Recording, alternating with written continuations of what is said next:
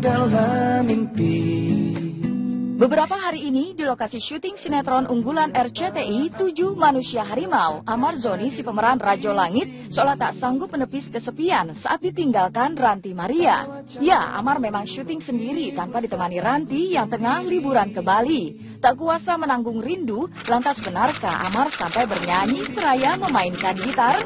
Benarkah ia tengah galau? Hanya berjumpa via suara, namun ku selalu menunggu saat kita akan Ya, untuk mengisi kekosongan sih biasanya main gitar di lokasi. Bisa memeranti berdua, cuma karena Ranti nggak ada jadi main sendiri deh. Di dalam keramaian aku masih merasa sepi, sendiri memikirkan Ranti.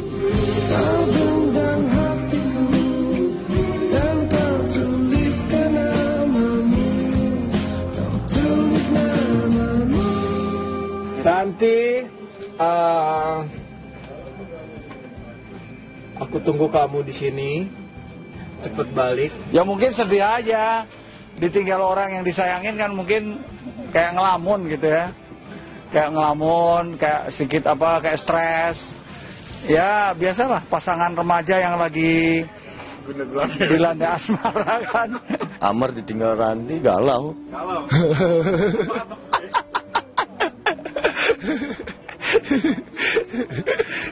Ya gimana ya, kalau ya wajar sih gitu. Ya ditinggal orang yang dekat sama kita, ditinggal pergi beberapa hari, ya sama kita juga we miss you Ranti gitu ya. Kegalauan Amar saat ditinggal Ranti Maria seakan menyiratkan betapa berartinya Ranti bagi dirinya. Tapi benarkah hubungan asmara Amar dan Ranti belum mendapat lampu hijau dari orang tua Ranti? Ditemui di waktu berbeda, benarkah Ranti menyimpan pernak-pernik berbau Amar di dalam kamarnya? Terus sekarang aku ada boneka yang paling aku suka. Dia di tempat tersendiri dalam ruangan ini. Lucu ya, gitu ya. Sendirian di situ. Lucu kan? Lucu, panda. Itu aku Ranti, gitu maksudnya. Aku Ranti. Enggak, aku Ranti. AR itu aku Ranti. Mau Anda Ranti bisa, atau apapun. Enggak. Pokoknya aku Ranti. Tahu, mama kan juga main Instagram, dia nonton infotainment tiap hari atau tiap detik. Malah kalau misalnya ketinggalan dia cari di YouTube, dia lihat anaknya sendiri gitu kan, lagi deket sama siapa, gini-gini. Nanti aku pulang, kamu tadi makan ini ya sama Amar misalnya gitu, atau kamu tadi gini-gini ya, tahu semua. Loh, aku mami tahu kan gitu. Jadi kabar-kabar yang ada sekarang, yang mengalir sekarang, ya mungkin juga karena di sinetronnya kan memang nih si Rajo sama Ratna kan pacaran ceritanya, jadi ya mungkin nyambung ke situ, mereka lebih intens, lebih deket, lebih akrab gitu kan. Cuman kalau lebih dalam-dalamnya sih saya nggak tahu ya. Dan untuk Ranti sendiri saya masih minta sama Ranti ya untuk sabar lah.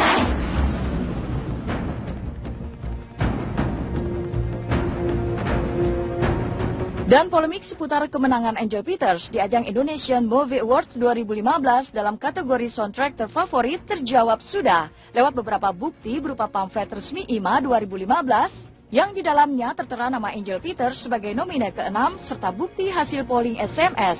Maka inilah penjelasan yang disampaikan Dini Putri selaku Direktur Programming dan Production RCTI yang sekaligus mengakhiri segala silang sengkarut terkait polemik tersebut. Soal keramaian, Angel Peters itu sebetulnya bukan Angel Peters yang dijadikan masalah, tapi nominasinya. Lagu tersebut dianggap tidak pernah masuk nominasi, tiba-tiba di hari H menang. Terus terang kami sendiri pada saat itu ramai di sosmed, kami nggak merasa perlu mengklarifikasikan apa-apa, karena buat kami itu mungkin pendapat pribadi beberapa orang yang kemudian digulirkan sehingga orang menjadi rame gitu. Tapi yang nyata adalah ini, Di sini teman-teman bisa lihat ya, Angel Peters itu di paling bawah.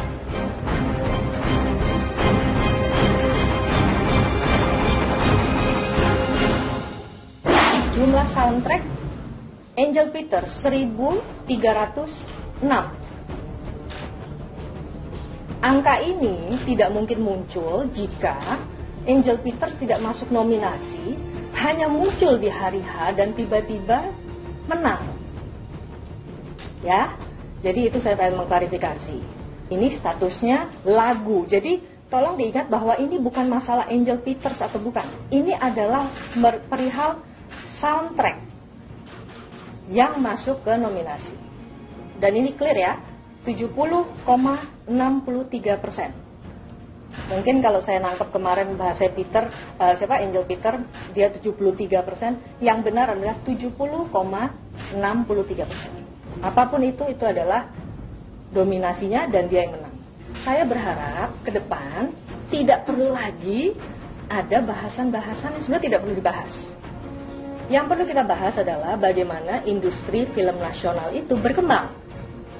Sangat baik, dan kami di RCTI berusaha mengapresiasi itu, memberikan penghargaan kepada pihak-pihak yang terlibat di dalamnya, dan kami berharap ke depan mungkin kita akan lebih detail lagi.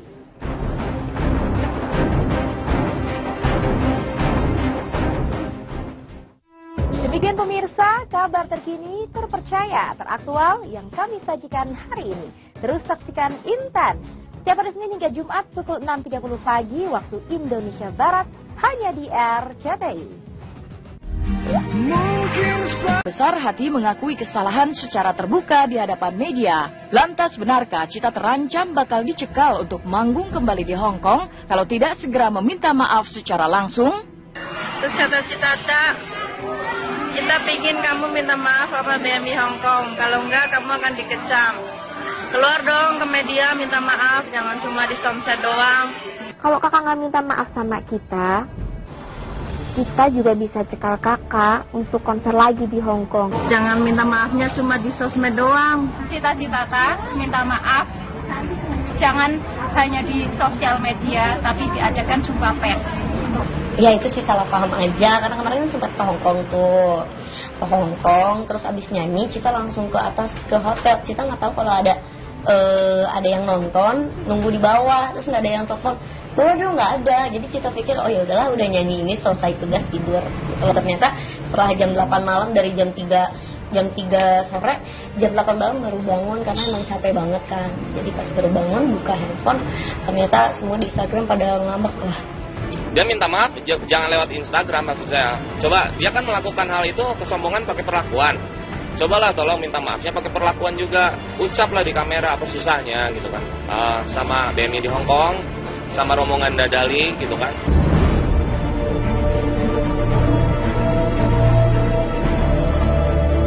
Kekecewaan para fans di Hong Kong bertambah tebal karena jawaban Cita kala itu yang lebih mengutamakan jalan-jalan dan belanja di Hong Kong 2 hari berturut-turut hingga akhirnya kelelahan ketimbang menyediakan waktu beberapa menit untuk berjumpa dengan para fans yang sudah tak sanggup menahan rindu ingin berjumpa dengannya.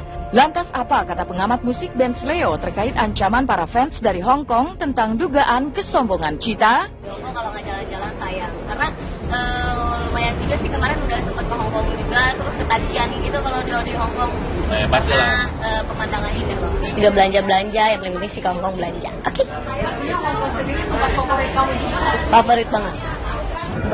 Mbak itu ke Hong Kong untuk kerja, bukannya holiday. Mbak itu punya waktu 2 hari buat jalan-jalan. Mbak kasih waktu 1 menit aja buat foto sama fans kita. Kamu selama di Hong Kong, foto-foto juga cuma 1 menit doang. Kamu sibuk jalan-jalan, shopping. Jangan munafik, akuilah kesalahan kamu. Kalau kamu ingin dihargai, hargai juga orang lain. Jangan kan kok foto bareng, salaman aja lu nggak mau gitu. Terus ya nggak mungkin kan banyak fans terus satu-satu salaman, satu-satu foto kan nggak mungkin. Aku bilang gitu. Tapi Tapi nggak ada loh katanya yang bisa salaman, foto. Kalau mungkin cuman 1-2 yang bisa salaman atau foto, itu kita bisa oke gitu loh. Mungkin karena banyak fans, tapi katanya nggak ada loh katanya gitu. Kalau yang pertama belum selesai sekarang nambah seperti ini, ya susah sekali ngomongnya. Yang paling penting adalah dia harus hati-hati aja sebetulnya untuk tidak melakukan itu, mengulang itu lagi, dan kembali meminta maaf. Dan forum maaf itu sebetulnya juga bisa dilakukan suatu saat. Dia akan datang kembali ke Hong Kong dalam satu pertunjukan khusus, kalau perlu digratiskan.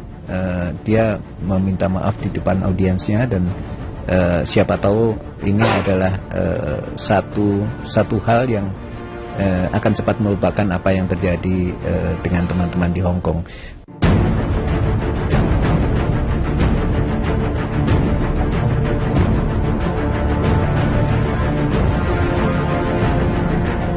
Dan Cita sejak tenar di panggung hiburan seakan tak pernah sepi dari masalah. Setelah permasalahan hukum dengan warga Papua masih bergulir, Cita malah menebar kontroversi di Malaysia dengan salah menyebut nama seorang desainer. Dan kini ia kembali harus bermasalah dengan tenaga kerja Indonesia di Hong Kong. Dari deretan masalahnya, Cita tampak santai bagai tak mau ambil pusing.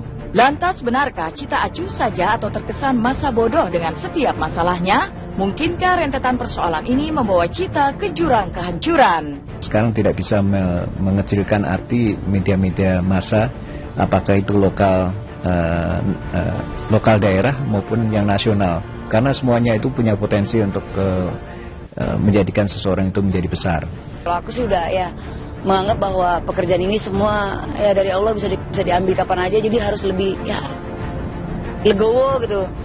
Nanti kita di atas kita bisa di bawah, jadi yang bisa saya berikan adalah sekarang ya kesederhanaan, down to earth-nya ini, karena ketika kita terlalu sombong nanti kita nggak ada yang bantu. Ya salah paham aja ya kalau misalkan memang dibilang star syndrome, ya itu tergantung pemikiran orang ya, tergantung pandangan orang masing-masing. Dan kita kan milik semua, milik bersama, jadi kita harus tahu ada haters, ada lovers, ada haters.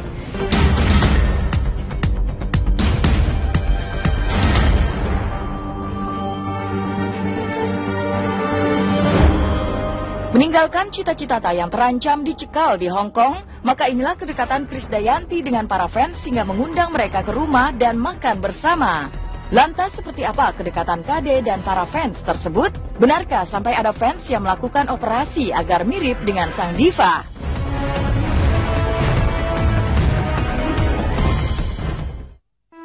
Selamat pagi pemirsa, bersama saya Intan Harja akan hadir menemani Anda selama 30 menit ke depan.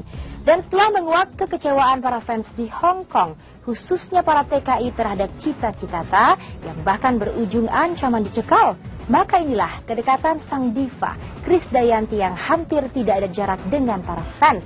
KD bahkan sampai mengundang para fans untuk datang ke rumah dan makan malam bersama. Lantas seperti apakah kedekatan sang diva dengan para fans? Dan benarkah pula sampai ada seorang fans yang melakukan operasi plastik?